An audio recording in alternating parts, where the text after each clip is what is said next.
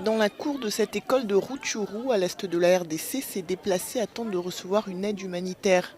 Fin mars, plus de 10 000 personnes ont fui les combats entre l'armée congolaise et les rebelles du M23. Beaucoup sont allés se réfugier en Ouganda, la frontière n'étant pas loin. Des milliers d'autres se sont précipités vers Rutshuru. Ces déplacés se retrouvent désormais dans des conditions précaires et vivent dans des écoles ou des églises. Pour Liberata, militante des droits humains, la situation dans la région est alarmante. CNDP, il y a des gens qui ont été tués à Kiwanja, nombreux. À Fdel, à Kiringa, on appelait les gens pour des réunions. Et en allant à la réunion, on les tuait là où ils allaient pour dire qu'ils vont en réunion. Pendant la période du RCD, il y a eu aussi beaucoup de morts. Vous avez suivi, même à Goma, il y a eu beaucoup de morts. Pendant la période du M23, vous avez suivi ici à Rutshuru, on a tué beaucoup de gens. Vous avez suivi comment les mamans pleuraient chaque fois, les femmes de Kiwanja. Plusieurs jours après les combats, un calme précaire est revenu dans la région.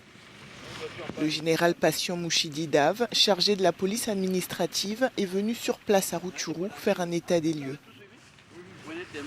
Ça me donne maintenant la force de rentrer à Kinshasa, de préparer d'autres troupes d'élite pour venir rester là où il fait mal, là où nous allons rester. Laissez-moi vous dire que nous allons laisser les bureaux à Kinshasa pour venir mourir ici, puisque cette partie fait partie du territoire national.